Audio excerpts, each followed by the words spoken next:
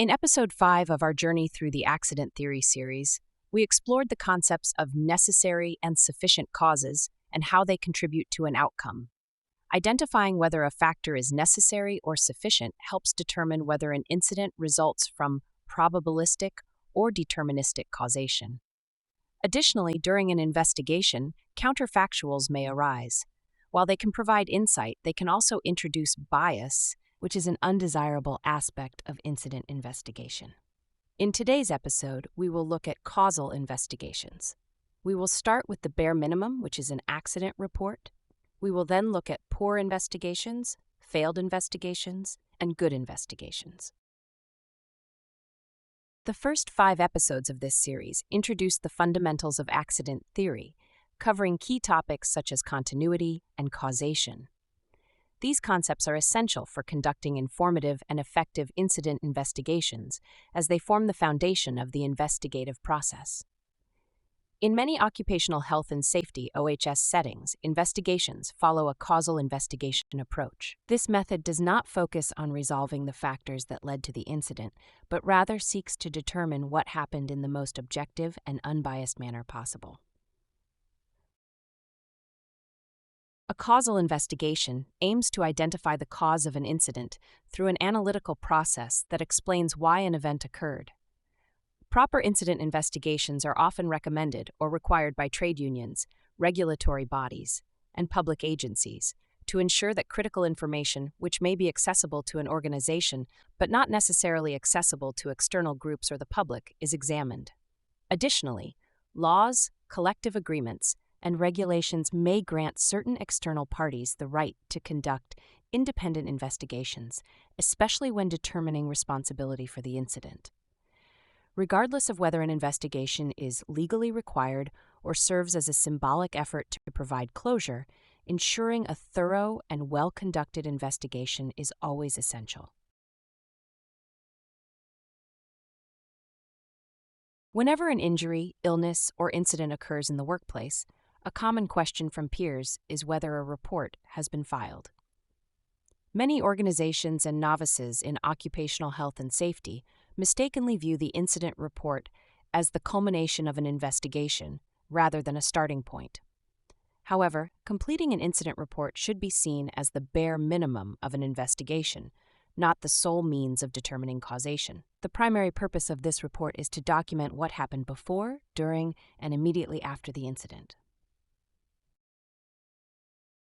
While compiling an incident report, there are opportunities to interview those involved and visit the scene, but these actions alone do not constitute a thorough investigation.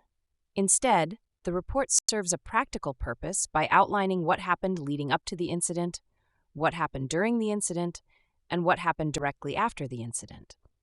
As the incident report is compiled, there are opportunities to interview anyone who was involved, as well as visit the location of the incident. It is important to remember that the incident report is not an investigation. Rather, it is a tool to document facts. Incident reports may seem like a convenient alternative to a full investigation, but they have significant limitations despite some advantages. The benefits of incident reports are less resource-intensive than a full investigation, captures real-time information from when the incident occurred, and avoids causal inference, reducing focus on blame assignment. The drawbacks of incident reports are lacks a structured reporting framework, making data difficult to analyze, fails to capture sufficient details about events leading up to the incident, often emphasizes qualitative observations, opinions, feelings, rather than objective, quantitative data, and also lacks statistical insights, preventing comparisons with past incidents. The biggest limitation of relying on incident reports as a substitute for a proper investigation lies in how information is organized. For data to be useful, it must be structured in a way that supports analysis and safety management. To make an incident report a functional component of an investigation, an investigator must follow a systematic approach and reach organized conclusions. Even if an incident report follows best practices, it can only capture the reactive side of incident investigation rather than proactively identifying hazards. A comprehensive causal investigation can identify and eliminate mechanical and administrative failures that increase risk, many of which exist long before an incident occurs. By conducting proper causal investigations, organizations can compare past incidents to current events. Investigators can also uncover early warning indicators and proactively prevent future incidents before they happen. As with many decision-making processes, an investigation can be conducted effectively or poorly. The quality of an investigation determines whether it yields valuable insights that help reduce or eliminate the causes of an incident, or whether it fails to uncover meaningful information. One of the most significant mistakes an investigator can make is prematurely assuming a root cause, and then consciously trying to prove their assumption rather than objectively uncovering the true sequence of events. Early assumption bias is surprisingly more common among experienced investigators, particularly when they frequently investigate similar types of incidents. Familiarity with past cases can lead to a routine mindset where investigators rely on previous conclusions rather than conducting a thorough new inquiry. When an investigator assumes that all the truths about a particular type of incident are already known, they may overlook critical details, block the investigative process, and prioritize personal experience over systematic analysis. This ultimately creates a dysfunctional investigative system, even if it is done by the investigator unwittingly. When past experience is used to shortcut an investigation, root cause may be quickly determined, and a conclusion can be easily documented and reported. But is it the correct conclusion? Investigators must not mistake past experience for common knowledge when conducting an inquiry. Consider a hypothetical scenario. A worker is boiling water on a stove, and the pot spills, causing scald injuries, which means an investigation is required. Common knowledge tells us that water must be at least 60 degrees Celsius, 140 degrees Fahrenheit, to scald human skin within 3 seconds of exposure. However, determining how the pot spilled requires fact-based investigation, which can be compromised by experience. Did the water boil over the pot's lip, making contact with the worker? Did the worker accidentally nudge the pot while turning off the stove, causing the spill? If an investigator assumes, based on past cases, that workers typically nudge pots when reaching for stove controls, without proving that this sequence of events occurred, they are relying on past experience rather than fact-based evidence. Past experience does not reveal what actually happened, it only suggests what is most commonly observed. Investigations must focus on objective analysis, not preconceptions, to ensure accurate and meaningful conclusions. A common saying across many languages and cultures is, "Sometimes the cure is worse than the disease." This idea applies to poorly conducted causal investigations. When an incident occurs, it is usually perceived as a failure of a system or safeguard, leading to harm, damage, or injury. A typical response is to implement additional countermeasures based on the findings of the investigation. However, if the investigation is not conducted properly, the resulting remedies may worsen existing issues or introduce entirely new problems. The first step in any incident investigation is to gather information and identify causal factors and potential remedies. This step may need to be repeated multiple times until all necessary data is documented.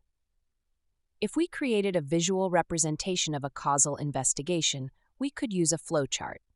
Gathering information can be seen as an orange box in our investigation flowchart. Once all relevant factors have been identified, the next step is to validate whether they are legitimate causes of the incident.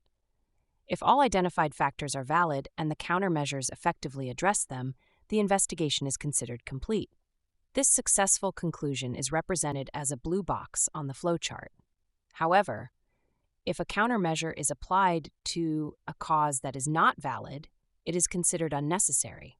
If these unnecessary measures do not cause harm or worsen the situation, they may still be implemented, though they might waste resources.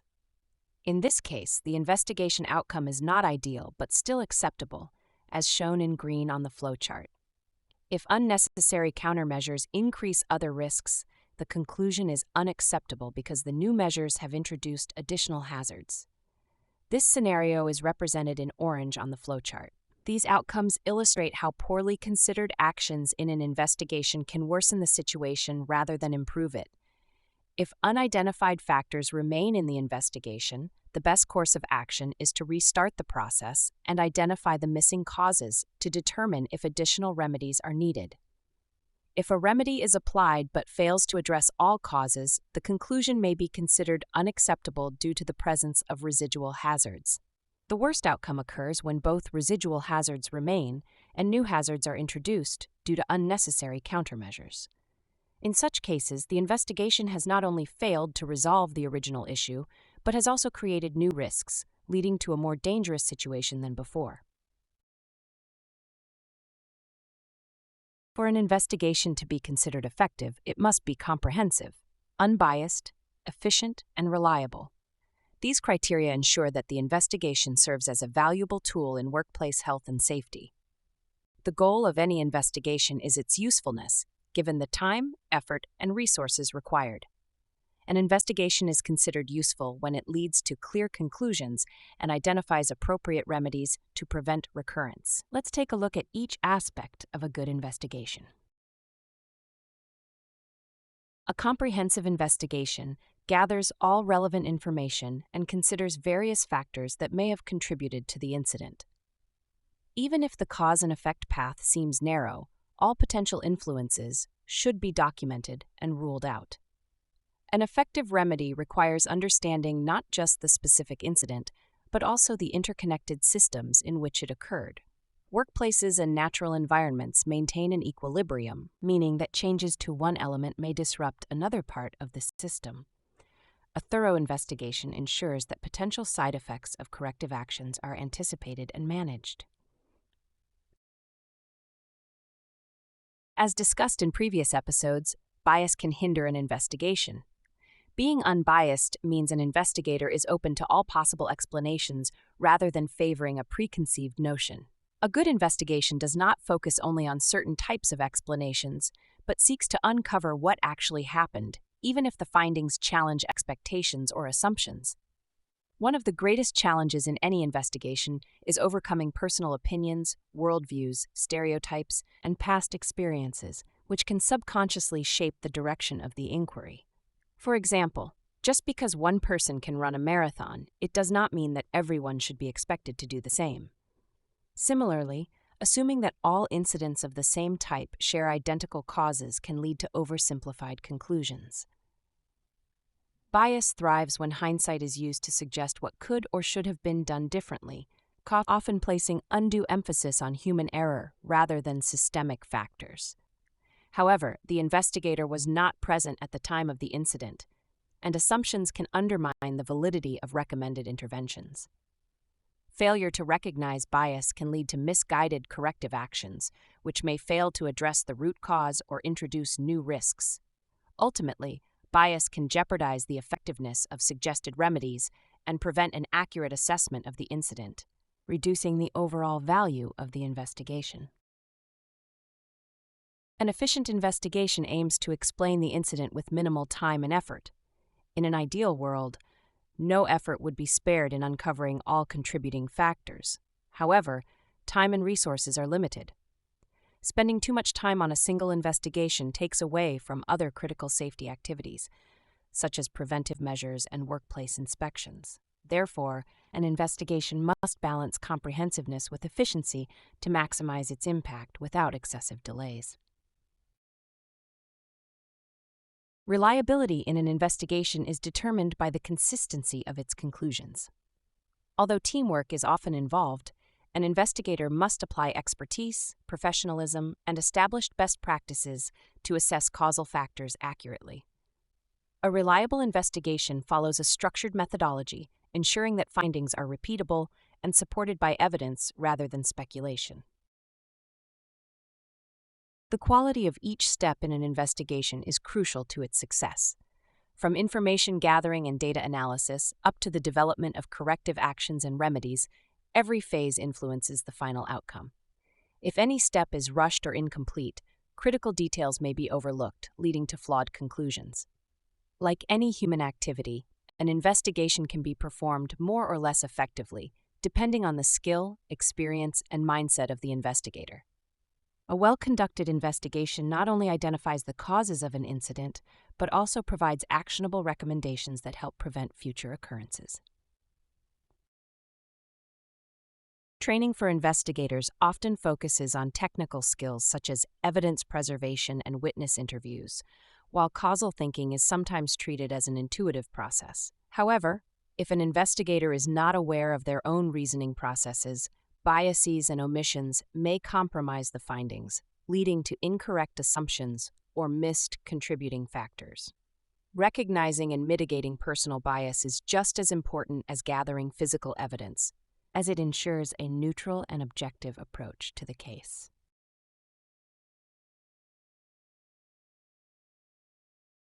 An artist or musician uses personal biases and creativity to produce unique works of art, drawing from experience, interpretation, and intuition. Similarly, an investigator may approach each case as a unique canvas to study, piecing together facts and evidence to reconstruct the sequence of events. However, unlike artists, investigators must adhere to structured methodologies and guidelines to determine what actually happened and how to prevent recurrence. While creativity and critical thinking can aid in investigation, consistency, accuracy, and adherence to established investigative principles are essential for reaching valid and reliable conclusions. The cause of an incident is determined by using an analytical process, which results in determining why an event took place, which is referred to as causal investigation. Certain laws, collective agreements, and regulations often give certain external groups the right to carry out incident investigations. Completion of an incident report should be viewed as the minimum of an investigation and not the sole source of information in determining cause. One of the most significant poor practices for an investigator is the early presumption of a root cause for the incident. A typical response to an incident is to implement additional countermeasures based on the findings of the incident investigation. Countermeasures should only be implemented to correct the causes of a specific incident, and not every non-factual factor. The most important goal of an incident investigation is to ensure that the investigation is useful by making the information in the report unbiased, comprehensive, and reliable, as well as completing the investigation as efficiently as possible. COHSI provides its students with a multiple-choice quiz at the end of each episode, which can be used as practice material for the content that has been covered. A free version of the quiz can be accessed by anyone following our content on social media by using the QR code shown on the screen. If you are a COHSI student, please complete the discussion board topics found throughout this unit, as well as the episode quiz. Both of these tasks can be found under their appropriate tabs in your learning portal. If you have any questions or concerns, please reach out to your course instructor. Thank you for watching and have a safe day.